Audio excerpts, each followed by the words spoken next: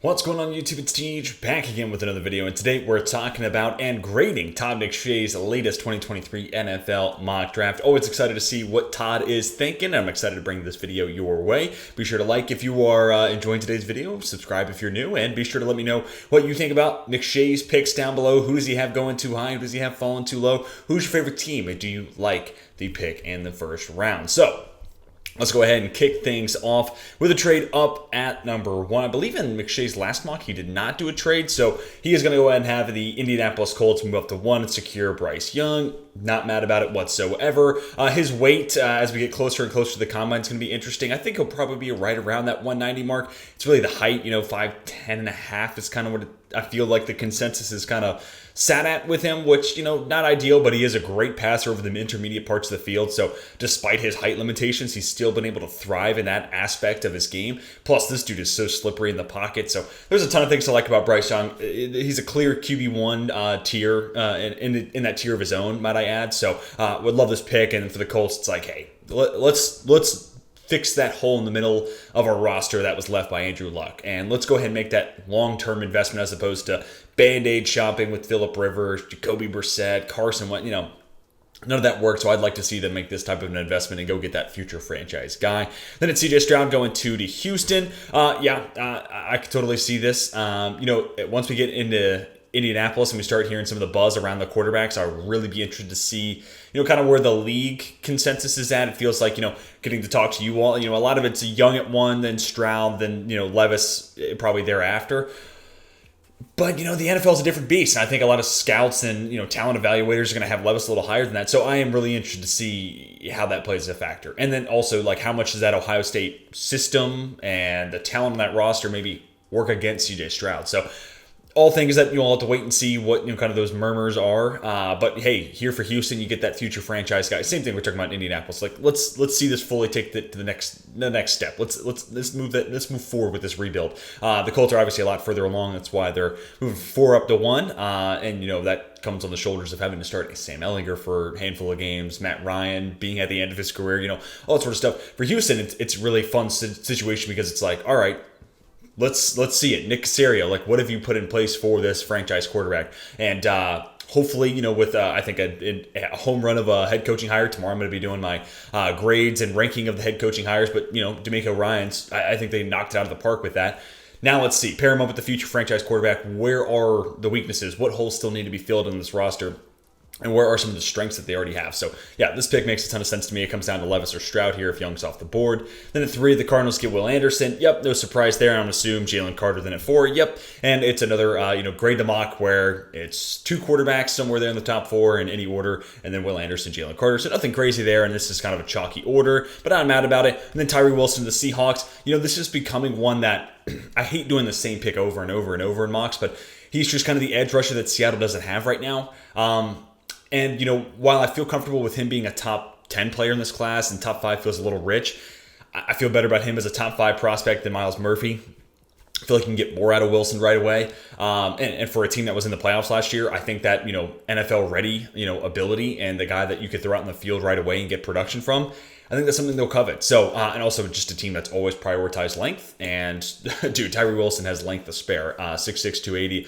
Almost 80-inch wingspan. Apparently his wingspan is 1 inch off Giannis Antetokounmpo, which is just insane because that's literally a 7-footer. So yeah, there's a lot of things to be excited about here with Wilson, and specifically that arm length and the ability to win with power. I think it's something Seattle's kind of missing right now, and plus a beefier edge. I think that's something else they're missing right now with Boye Mafe and Uchenna Nwosu kind of being the guys that they already have, and they're a little bit lighter, not as good against the run. I think Wilson can kind of vacate some of their weaknesses. Then we get to the Lions. Myles Murphy, I wouldn't hate this pick whatsoever. I did Devon Witherspoon over the last weekend's mock, and before that, it's been pretty D-line heavy. For me, I still think best defensive player at 6, whether you think it's corner D-line, I'm totally here for it. In this case, Myles Murphy, hey, this is a really interesting player to add into that defense, inside-out versatility. Kind of the same stuff I was talking about Josh Pascal last year. Took in the mid-rounds from Kentucky.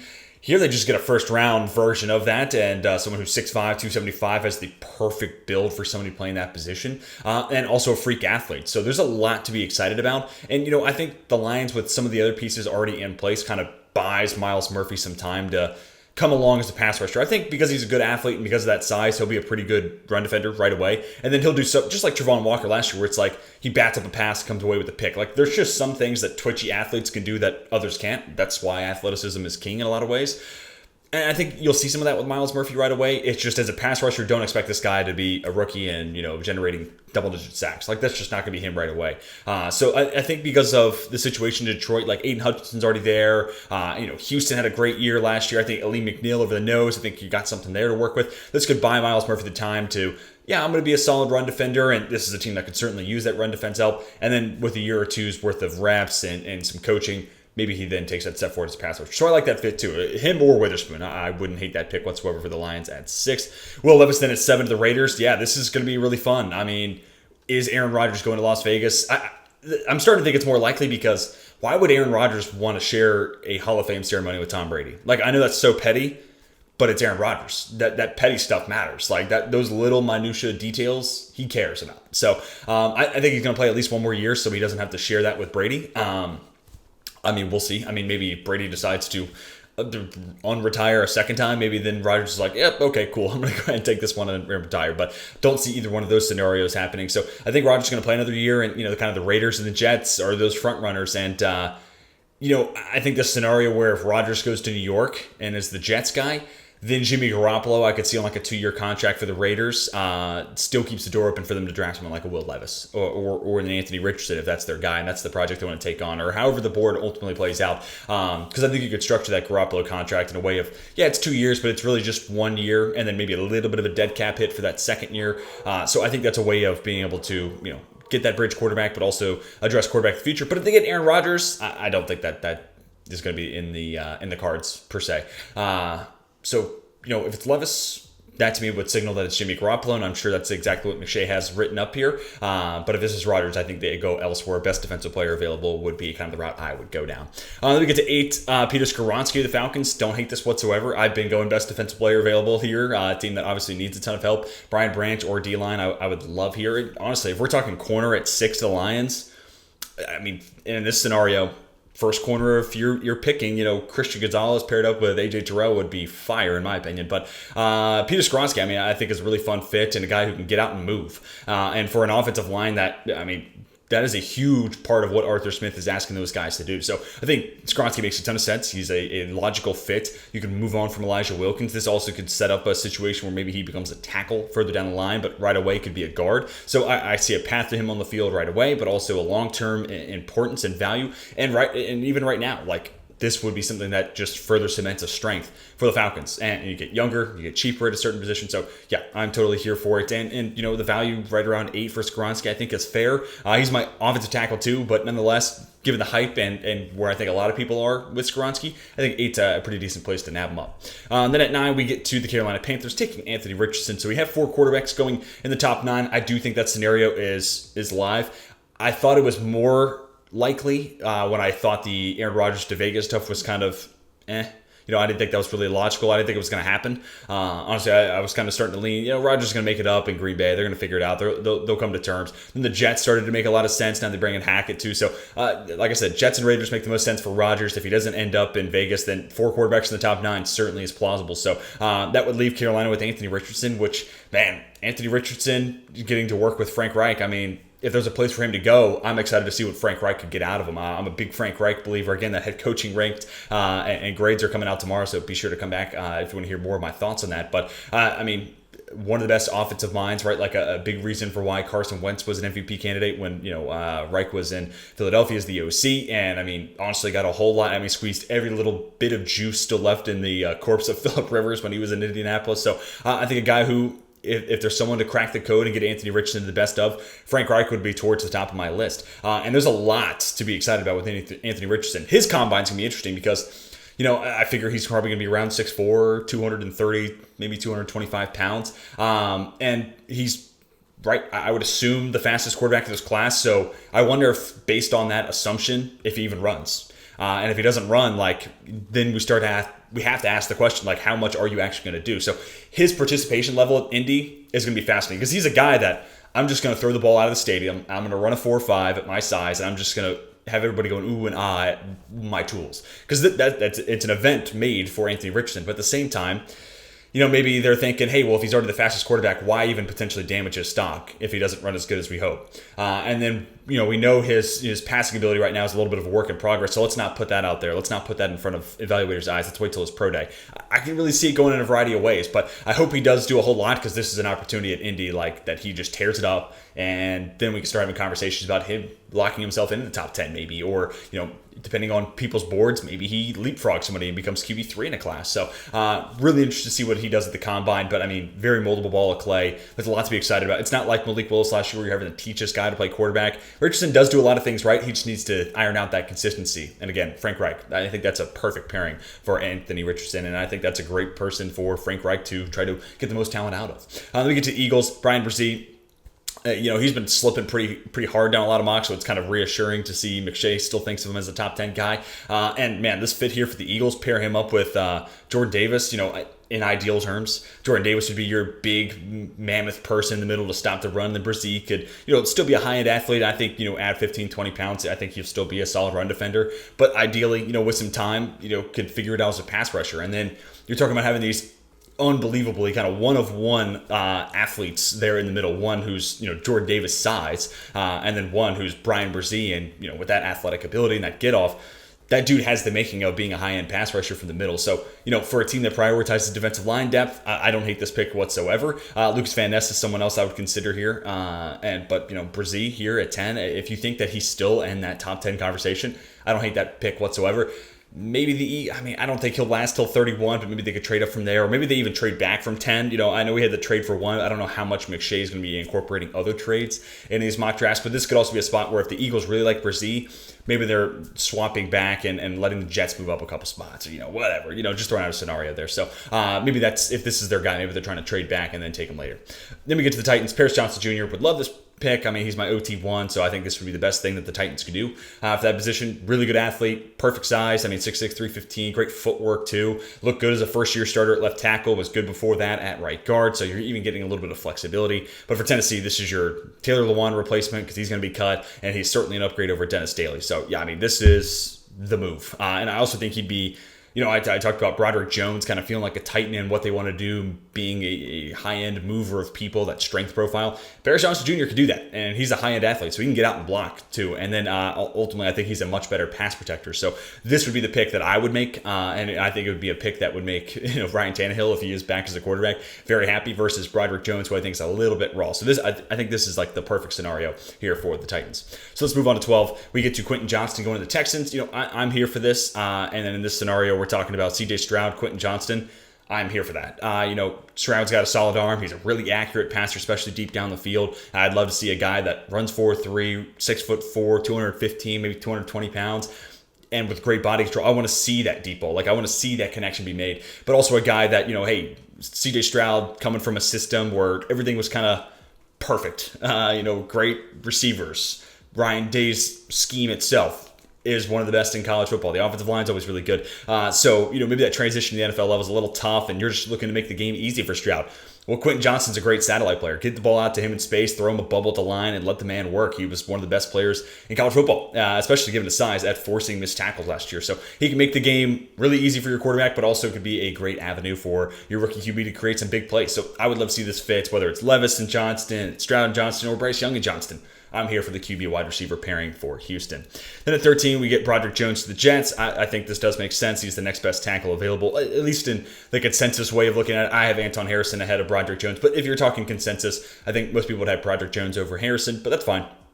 And then for the Jets, this just kind of gives you some flexibility based off of what's going to happen with your tackles, like George Fant. Question mark there if they're going to bring him back. Mekhi Becton, is he going to be around long term? So some things that still need to be ironed out at the tackle position. I think adding one here at 13 makes a ton of sense. It's been the only pick I think I've made for the Jets over the last 2 months. So I do apologize, Jets fans, and you get more of it here. But honestly, I think a lot of New York fans are on board because they understand the importance of that for the offense. And then whoever that new quarterback is, it's going to be big, trying to make sure that they're happy with that situation. And whether it's Dwayne Brown, George Fant, Mekhi Becton, and then whoever that first rounder might end up being, you got to figure out which combination of those four guys is going to be your starter. So I think bringing in the first round talent goes a long way because Dwayne Brown, that's not a long-term answer. George Fant, a year where he looked really good, and then last year was kind of a disappointment in my eyes. And then Mekhi Becton, potential's there. It's just, can this guy stay on the field? So, yeah, fascinating offseason for the Jets and that offensive line. Joey Porter Jr. to the Patriots. I don't hate this whatsoever. I like it actually a good bit. Good man press corner, so it kind of fits with what Bill Belichick's liked to do in the past. Offensive tackle, if Broderick Jones makes it here, I think that's totally plausible. Wide receiver's always fun to play around with for the Patriots. Brian Branch still on the board here, so would I opt to go there? Maybe. But also, this is Joey Porter Jr. coming off the board. Have we had any other corners? So is Joey Porter Jr. the first guy out of the cornerback room off the board for McShay? It does appear to be the case. Yeah, I was going to say maybe Devon Witherspoon would be the corner I'd rather see go. I think Witherspoon right now is still my CB1. Level of competition and the strength of schedule he faced last year is a little bit of a concern, but him, Gonzalez, Porter kind of make up my top 3 right now, and I'm not mad about any one of those 3 potentially going to New England. So I like that fit, and if it's not offensive tackle, if it's not wide receiver, corner, I think is certainly live, and maybe linebacker. Don't rule out Trenton Simpson going to the Pats here at 14, but I also think they can wait and get a guy on day 2. Then Michael Mayer to the Packers. Yeah, I mean, this is one that I've done a handful of times. I've been kind of converting back to defense just because I don't think the Packers are going to go pass catch in the first round. A lot of times my mocks, it's a combination of what I think the team will do versus what I would do. And as much as I would love to see Michael Mayer in Green Bay and, pair him up with, Christian Watson, Romeo Doubs, this really young and exciting, stable of pass catchers for presumably Jordan Love, maybe Aaron Rodgers, I don't know. But nonetheless, having that young, core of pass catchers is really exciting. Green Bay's not going to do it. They're just not going to do it. I hope they prove me wrong. They took a 24-year-old last year in Devontae White, and I didn't think they would do that. So hopefully they're going to change some stuff up and try to, pretty up that situation for Jordan Love. If there is a incentivizing reason to change their ways, it's the fact that it's Jordan Love instead of Aaron Rodgers. So maybe. But nonetheless, I do think this is probably like a Lucas Van Ness, Nolan Smith type of spot instead. Or Brian Branch. I still think Brian Branch is an intriguing player here to be considered. And then Devon Witherspoon going to Washington. I would love that. And then we even get Christian Gonzalez going to Pittsburgh at 17. So kind of the same thing for these two teams. Long term, what's that, CB1 spot? And then for Pittsburgh, what's that entire cornerback room look like in 2 years? I think you definitely need an answer there. And it's also interesting to talk about these teams. The William Jackson, contract, it's a very cuttable contract for the Steelers. I would anticipate it's at least a cut. Maybe they do re-sign him once it's at a lower cap number, but obviously that comes virtue of the trade from Washington to Pittsburgh. So both teams kind of looking for that long-term shutdown corner. Right now I'd have Witherspoon. I think it's my CB1, Gonzalez at CB2, but I don't know, man. The more I think about it, Gonzalez is tough. It's tough to deny as the most talented, most upside kind of guy in this cornerback class. But, it's a loaded corner room. I really don't think you can go wrong with a lot of these guys. So with the Commanders adding Witherspoon, I'd be totally here for it. And for Gonzalez going to Pittsburgh, I'd absolutely love it. So this would be two, A caliber type of picks for me. Lions take Keely Ringo, so we're having a little bit of a defensive back run here, a little corner run. And Keely Ringo, I know he's getting a ton of flack, and a lot of people are kind of pushing him back in the late 20s and into the second round. I've even had some mocks where that's happened. But a lot of that ultimately just comes down to how corner heavy you think the first round is. And last weekend's mock where I had him go in the second round, I was kind of light on corners in the first round. So I'm not going to say that it's likely that Ringo falls to the second round. But, of him, Gonzalez, Cam Smith, Devon Witherspoon, he does kind of feel like the guy that could be the holdover from round 1 to round 2. Nonetheless, I still think of him as a round 1, potential, and I like the project that could be there. 6'2", long arms, going to run 4'3". That checks a lot of boxes for me personally. But a guy who, I know maybe the team wasn't as good this year at Georgia, but it was good 2 years ago and in the first national championship season of this back-to-back run for the Bulldogs. And cornerback play is so variable, right? I think once you showcase that you can play at a high level, I think that, as long as it doesn't completely fall off a cliff, and I don't think it really fell off a cliff for Ringo, once you showcase what that high end is, I am here for that investment. It's kind of like Derek Stingley Jr. said a lot of the same stuff about him last year because, his play kind of deteriorated and kind of went in the wrong direction throughout LSU. But the fact that we saw him as an elite corner, as a true freshman, showcased to me the ability was there. Same thing here for Ringo going back 2 years. He was a little better than he was this past season. I know a lot of people's, the last thing they have in their mind is Marvin Harrison Jr. cooking them up, but Marvin Harrison Jr. would be wide receiver 1 for me this year. He'd be a top 5 to top 10 pick pretty easily. So, this feels kind of like Jamar Chase tearing up A.J. Terrell, and we've seen how that's worked out for both those guys. So I think Ringo is going to be just fine. Maybe not the most laterally gifted guy, but I think he's certainly worth bringing on as a project. And for the Lions, pair his athleticism up with Jeff Okudah, man press type of ability for Aaron Glenn. That's a perfect fit for that defense. So I'd totally be here for the Lions making that type of selection.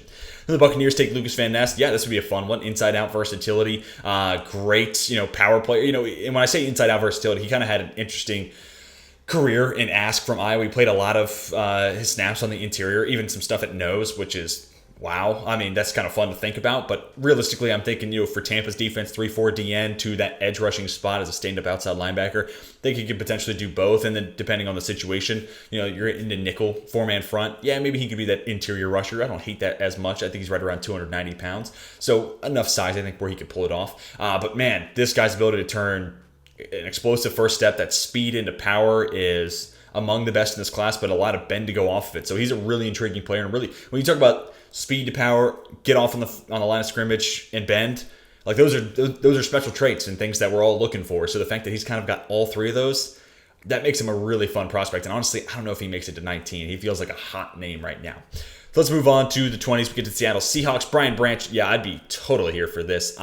And kind of have him play that nickel role. This would keep Kobe Bryant on the slot. And, I've been doing some mocks where they go outside corner. I think, kind of like the same thing I've been saying with the Jags, where, Darius Williams, I think, proved himself. He's better as an outside corner. Maybe Kobe Bryant is good enough as an outside guy to where you're looking for, that nickel safety. And especially with Brian Branch, you could play that, nickel corner, strong safety kind of hybrid role, kind of similar to Kyle Hamilton last year. And, some of the best, slot corners of the fold. Like, I think of Mike Hilton as a Steelers fan. Like, he wasn't just a great coverage slot corner. Like, that dude as a blitzer was a high impact player. He was a really good run defender. And Brian Branch, I'm looking at 4 missed tackles during 4 years at Alabama. Like, this guy tried to be some bolster to the run support for a Seattle team that was kind of rough down the stretch last year, right before the playoffs. I think he'd be a worthy addition, plus a just really nice coverage player. I'm assuming he's going to be a pretty solid athlete. I'm not saying he's going to light the combine on fire, but I think we're going to get some at least average enough numbers to where you're not really worried about athleticism. But that could change my thinking if he the 40 is kind of. I don't want to say Kyle Hamilton-esque, because I just don't think Kyle Hamilton knows how to run a 40, but that's a different video for a different day. If he has a disastrous 40 and a really rough 3-cone or something like that really looked out of place, then maybe that skews his value a little bit in the wrong direction. But I think he's going to be a solid enough athlete, and honestly, he may surprise people. So I love this pick, and I love the value there at 20, because he's one of the best players in this class to me. Then Cam Smith at 21 of the Chargers. Dude, Cam Smith, for that Brandon Staley, quarters heavy defense, is kind of a perfect fit. I'd love to see them go speed receiver. I'd like to see a big run-stopping D tackle here. There's not really one of those guys I think matches up the value here at 21. So I'd prefer Zay Flowers or Jordan Addison here. But, dude, if they go Cam Smith, I'm not mad. J.C. Jackson, unfortunately, did not look very good that first year. Hopefully he gets better in year 2. But also drafting Cam Smith could open up the door for moving on from Michael Davis in that contract in a year's time. So, yeah, I'm absolutely here for it. And, again, I think he's just kind of a perfect fit. South Carolina never really used him in as much man press coverage as they did with a J.C. Horn, who J.C. Horn pretty quickly cemented himself as the best man press corner of that draft class. Cam Smith did a lot of that in off coverage, but I still think he has that man press ability. So he comes with nice flexibility, but I think kind of plugging him into that quarters heavy, too high heavy zone defense that Staley runs, he makes for a really, really nice fit. So I would not hate that pick whatsoever. Then the Ravens, Bijan Robinson. Yeah, the more I think about it, the more I'm kind of coming around to it. I still like J.K. Dobbins. I still think there's something there, but I think with Bijan's ability to play the slot, 30 to 40% of his snaps, there's a way to keep J.K. Dobbins pretty heavily into the rotation. Even with an offensive coordinator change, this team is going to be run heavy. Their identity is going to be the run game. So adding the best pure runner in this draft class, but also a guy who's a fantastic receiver and maybe does open up the passing game for Lamar Jackson, the fit kind of does make sense to me. So fits with their identity, and I think, especially considering his receiving ability, I could see where it works out both ways for the Ravens. It improves that run game, but also does still give Lamar Jackson another pass-catching weapon. Because just like the Chargers, I prefer to see Zay Flowers or Jordan Addison here. But nonetheless, if they go Bijan, he still does bring enough receiving ability to where maybe I can give it a pass. Then the Vikings, Jordan Addison. Yeah, man. This is actually, I think, 2 straight grade the mocks where we've seen this.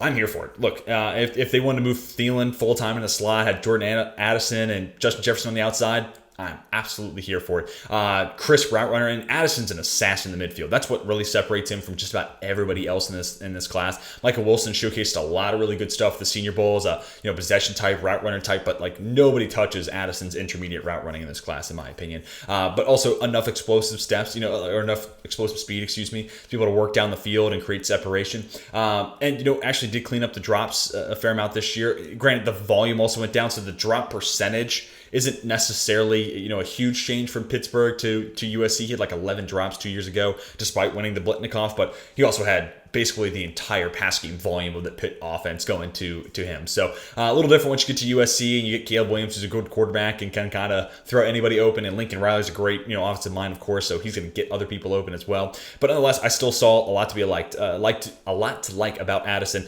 Cleaned up those drops for the most part. Again, maybe the best pure route runner in this class, especially that paired up with a good athletic profile. Like some of the other guys who are good route runners just don't necessarily have high-end athletic ability, and I don't think Addison's going to run 4.2s or anything like that. He's not Jalen Hyatt when it comes to his speed, but I think it's fair to respect somewhere there in the 4.4s. So big fan of Addison, and he feels like the guy who's most NFL ready day one too. So plug him into the Vikings offense, and then again, Thielen, as he gets a little older, loses a step, kicks inside to play the slot. Man, that offense gets that much scarier, so I'd love that. Then the Jags take Jackson Smith and Jigba. This is also a pick I'd kind of dig. My question would be, is Christian Kirk moving back outside at Arizona during his time at Arizona and kind of further cemented last year?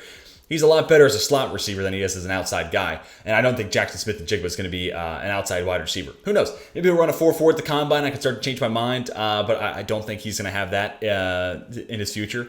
Don't think that's in the cards. So I think, him as a slot-only guy, Christian Kirk already there. I think there's a little bit of an overlap. So, Antonio Johnson's the pick I made over the weekend. Him or Brian Branch is that, nickel corner, strong safety is kind of what I'm keying in on for the Jags in the first round. I'd love to see that fit for that defense and then go, offense heavy the rest of the way. But I don't hate Jackson Smith and Jigba here. It just comes down to, what are you asking Kirk or JSN to do to be able to move outside? Because that's going to be something I need to have as an answer. So move on to 25, Zay Flowers. I like this pick a ton. Get that over-the-top speed. I kind of flirted with this last week with Tank Dell in my mock, but Zay Flowers, I think, even better value. I have Flowers ranked just ahead of Tank Dell. So inside-out versatility, 5'10", maybe not the most heavy-set guy or anything like that, but really good route runner, especially deep down the field. Really, a hard player to bring down at the line of scrimmage. Really good satellite yak weapon here for the Giants if they were to make this pick. So a guy who can help out Daniel Jones in a variety of ways. Kind of like similar to what we talked about with Quentin Johnston, helping out C.J. Stroud earlier on. Zay Flowers does that just with an absolutely complete different body type. But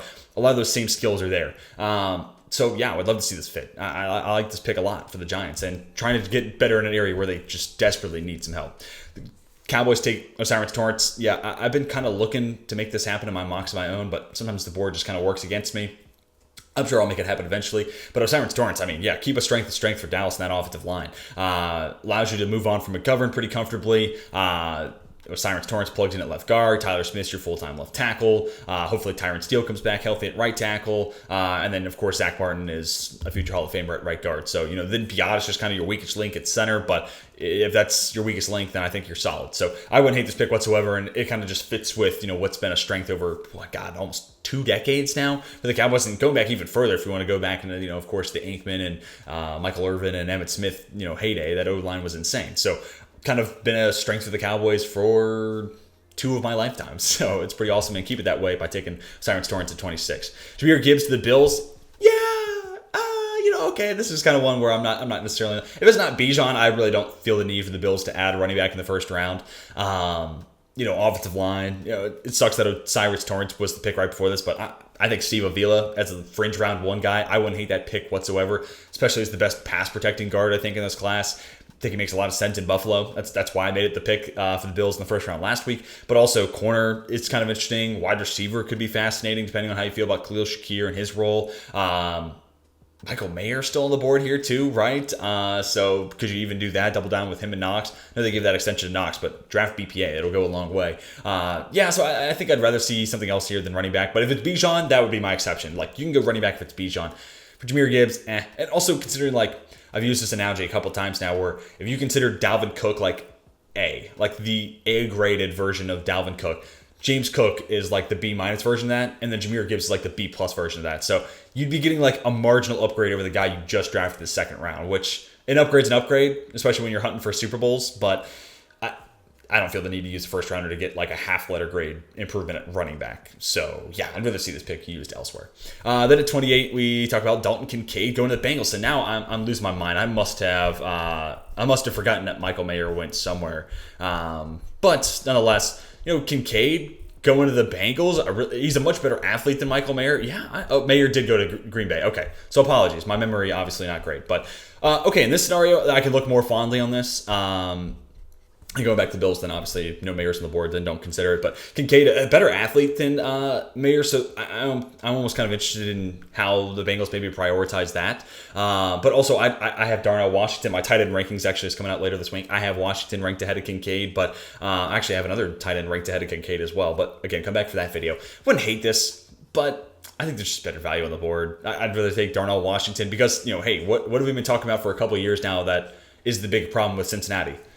Their offensive line, they're blocking. So go ahead and draft the best blocking tight end who also presents some pass game receiving ability upside. So I'd rather see Washington be the pick if you're going to go tight end, but also let's just add some edge depth. Let's add some corner depth. Like there's still some names at both those positions that I think are intriguing fits. So I'd almost prioritize that depth versus who was going to ultimately be my tight end for once you see that video later this week.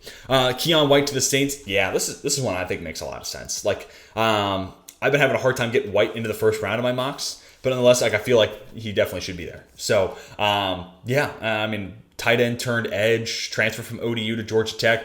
As he's gotten more playing time, playing on the edge, he's gotten better and better. He got figured it out first as a high-level run defender. 7.5 sacks this last year at Georgia Tech, so he's starting to make strides as a pass rusher. Really good Senior Bowl as well. So yeah, I would like this, and it kind of feels like a Saints pick, and also a guy who could help right away. Peyton Turner's battled some injuries, so I think Keon White could more than fill into a starting role if Turner does battle injuries. But also, New Orleans always prioritizes having 3 edge rushers, so Keon White makes a lot of sense in that regard as well. 2 more picks: Anton Harrison, offensive tackle to the Eagles. Interesting. Well, you have Mailata and you have Lane Johnson, but Lane Johnson is getting up there in age. Obviously, they're going to lose Andre Dillard, so Anton Harrison becomes one of the best swing tackles in football with this selection, but also a contingency, I would assume, for a Lane Johnson or Jordan Mailata in the case of injuries. More so Lane Johnson as he's getting up there in age and has always kind of had injury bugs stick around and follow him year over year. So don't hate this pick whatsoever, but it is a little curious. We went defensive line earlier. Now we're going offensive line. I know this is the team that prioritizes trenches, but can we get somebody on the perimeter? Like, I think if you go Brizzy at 10, it's like, can we get a corner? Could we, I don't know, just do something else than offensive tackle here? Because I know you're losing Dillard, but I don't see it as the most pressing round 1 need. But hey, if you're an Eagles fan, I'd love to know what you think. Like, if the value is presented there, Anton Harrison, my OT3, would you take that pick at 30 and just have him be that swing tackle and the next man up? I'd be interested to hear your thoughts. I think I'd go elsewhere with this pick. Again, corner kind of sticks out to me. Then we get to the Chiefs, and we get Jalen Duncan going round 1. Yeah, I knew McShay's a big Jalen Duncan guy. That's probably the player that him and I see most differently. I just think, high-end athlete, can move well, the footwork. I think it's kind of inconsistent, but when he gets out and blocks, like, there's something to like. I just think it kind of backslid this year at Maryland. Unfortunately, just did not take that step forward. Instead, like I said, I think it took a step back. So I'm looking at him as like a late day 2, kind of an interesting day 3 project at tackle where you're like, hey, this guy's a good athlete. Let's try to coach him up and let's figure it out. But that being said, Tyler Smith was a guy who went in the top 20 last year in a much different class, might I say. But he went top 20 based off being a high-end athlete in a good Senior Bowl, right? Like, that's kind of what put Tyler Smith in a good combine too. But that's what kind of put him in the position that he was at, considering he also had a ton of penalty issues coming out of Tulsa, but still became a first rounder. So if Tyler Smith can do it, then I think there's a good argument for Jalen Duncan being something similar again this year. So, and then for the Chiefs, like, Orlando Brown Jr. could be a free agent. I think you can absolutely do better than Andrew Wiley there at right tackle. So both starting tackles potentially up for grabs. If not both, then there's certainly at least one. So I can totally see Duncan being a guy they prioritize. Darnell Wright, to me, plug and play right tackle, upgrade over Andrew Wiley. That feels a little more safe. But Duncan, if you're seeing him as the Orlando Brown Jr. replacement, I can get behind it. So that is going to do it for my reaction to Todd McShay's latest 2023 NFL mock draft. Let me know what you think down below in the comment section. First, tell me who your favorite team is. That will certainly help me out a ton. And then what do you think of the pick? Do you like it? Do you love it? Or are you kind of middle of the ground on it? Like some of the picks that some of these picks, I'm just kind of like, meh, I don't hate it, but I don't love it. And then what would your grade be? I will give McShay, I'm going to go in 83. There are a couple ones that it's like, I'm kind of indifferent on that. And then, specifically the Jahmyr Gibbs to the Bills one, it's like, I just think you can do better there. I just think there's better value to be presented there. And then also Will Levis there to the Raiders. I'm thinking Rodgers going there, so I don't think that's going to end up being the pick. But let me hear your thoughts, whether it's a letter grade or a number grade, however you want to grade McShay. I'd love to hear your thoughts down below in the comment section. But that's going to do it for me. Be sure to come back for the rest of the videos coming out this week, including my tight end rankings and also my rankings of the head coaching hires. That all coming out this week. So until then, my name is Tej, and I'm signing off.